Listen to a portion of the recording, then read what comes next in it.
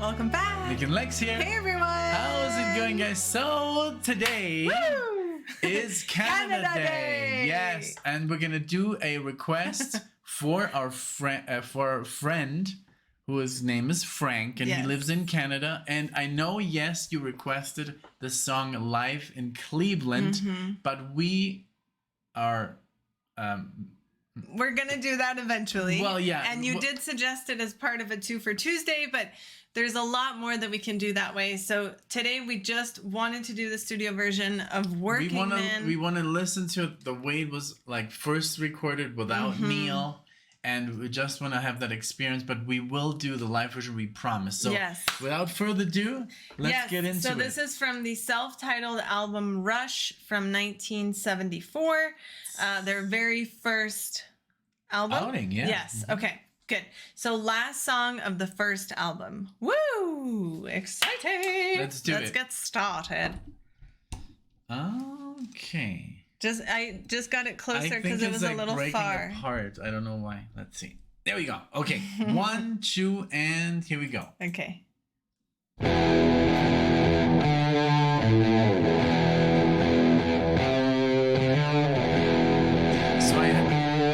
I heard a bit from this in a movie. Okay.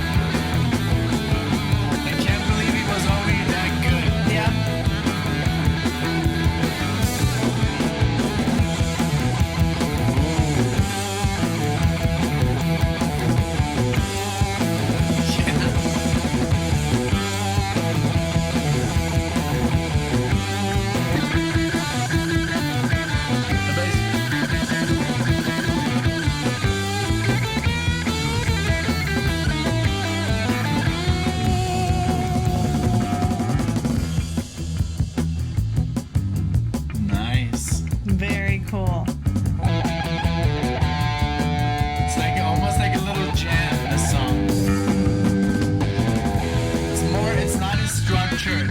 Yes.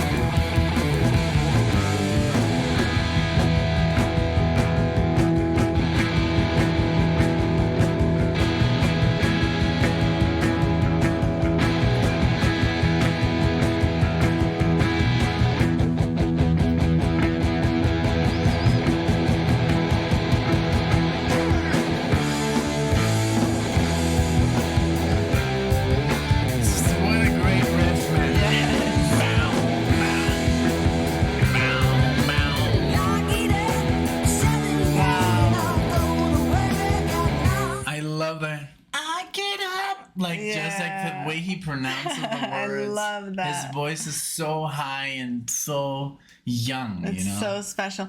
And the whole sound is very, very 70s. Like it sounds very distorted, very like, just rough and hard. I love it. And yeah, the drumming is very good, but it's not Neil. Right in this one, yeah. So, but yeah, you can. I can maybe tell the difference, and their whole sound just sounds very new, very raw. I think. But at the same time, I mean, good, not. Oh yes, bad. I think it's. I mean, this is the first time I actually like listen to anything from the first album, and that's like my favorite shirt, this logo. But I mean, we just take it. We want to save those moments for you guys, but what a great sound. I mean, it does sound like very different from the other stuff we've covered, but it sounds more like, it doesn't sound as progressive yet. I guess we're still getting into that. And I guess when Neil came along, he made it much more complex with all those, this is more straightforward, like rock. That's exactly what I was going to get to, is that it sounds like they hadn't explored that, like progressive. But I mean, who came up with it, So I don't know where they took the inspiration from, or did they come up with the time signatures, or was it the other bands at the time? But it's very nice. It's very interesting to see this evolution of the band. Yes, really because we're going back now to the beginning. And then we went, the last video we did was like way in the future. Yeah, that was after their hiatus, and this is like literally the first recording. Well, that's kind of cool. I like that too. Yeah. But yeah. I rewound it just a few seconds. But yes, I'm loving it. I'm so grateful that not only Frank, but a lot of other people have suggested this in the comments, so thank you so much. All the people that requested it in the comments, and but just before we continue, the solo was amazing. Yes. I just want to say, wow, Alex was already like top. Like I was gonna say Top Gun, top tier, Maverick. Maverick. He was already a maverick on the guitar. No, really. I mean, come on. He was like, what, 15, 16 years old? He was so young. What the hell? Yeah. Yeah, he's amazing. Wonderful. I just saw a picture of him with Alan Holdsworth. We're gonna post it soon. Yes. Okay, so let's continue. Okay. And I'm loving this. Me too. It's a great tune.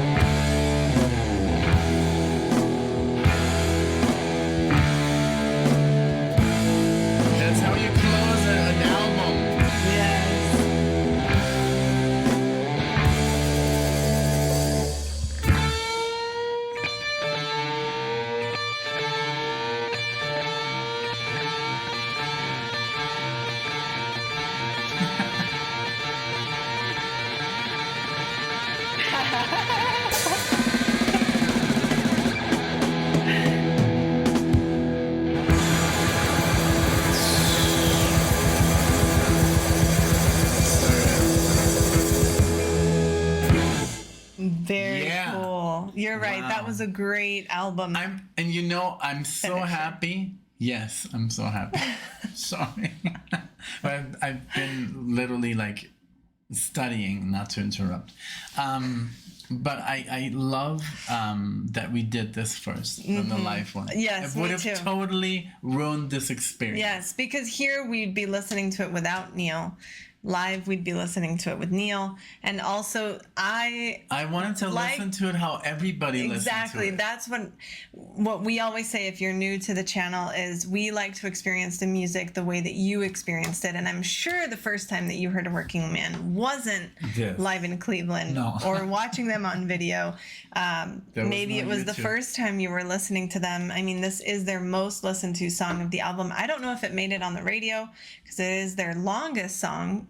Or no, not the longest. Here Again is the longest, but it is 7 minutes. So guys, let us know, was this played on the radio, or what was your reaction when you heard this song or this album? When we watched the movie, a lot of people, when they heard it, they thought it was Zeppelin, which is crazy.